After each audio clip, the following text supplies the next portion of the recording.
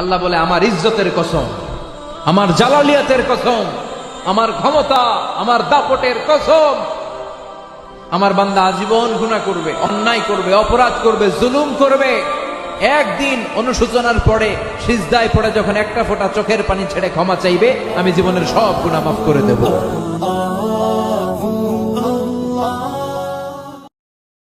পৃথিবীতে একজন মানুষই শুধু জানতেন যে তিনি পৃথিবীতে কতদিন বাঁচবেন, সেটা হচ্ছে সাইয়েদনা আদম আলাইহিস সালাম। ওনাকে বলে দেয়া হয়েছিল উমরুকা আলফু সানা, তুমি পৃথিবীতে বাঁচবে 1000 বছর।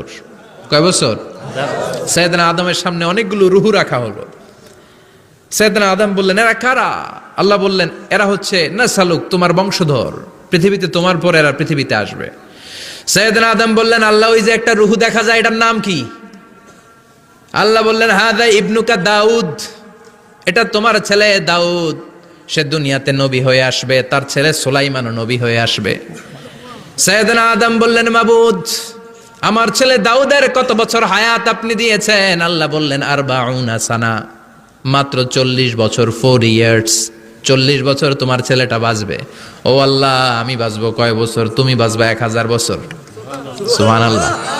সাইয়েদনা আদম বললেন, মাবুদ, এত ফুটফুটে সুন্দর আমার ছেলে দাউদ, মাত্র 40 বছর দিলেন কেন? জিদ মিন উমরিহি, বাড়ায়া দেন। কি করেন? সুপারিশ করতেছে পোলার লাইগা কে? বাবা। আল্লাহ আপনি বাড়ায়া দেন। আল্লাহকে বাড়ানো যাবে না, লেখা হয়ে গেছে।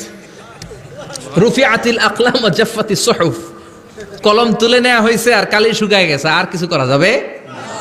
সাইয়েদনা আদম বললেন, মাবুদ, আমার 1000 বছর কেন দিলেন? আমার এই সুন্দর ফুটফুটে ছেলেটারে মাত্র শুধুমাত্র 40 বছর কেন দিলেন? ও মাবুদ, আমার 1000 বছরের দরকার নাই, আমার 1000 বছর থেকে 60 বছর আমি আমার ছেলেরে দিয়ে দিলাম। দাউদ আলাইহিস সালাম বাঁচবে 40 বছর, তো বাপ আদম যদি আরো 60 দেয়, 40 আর 60 মিলে কত হয়? 100। ভালো হিসাব বোঝে এরা, 100। আর আদম আলাইহিস সালাম পেয়েছিলেন 1000 বছর, 60 কমে গেলে রইল কত? 940 বছর পৃথিবীতে থাকার পরে মালাকুল মাউত চলে এসেছে, কারণ এটা on time. The death will come on time, it never late, কখনো দেরি হয় না। আল্লাহ বললেন, লিকুল্লি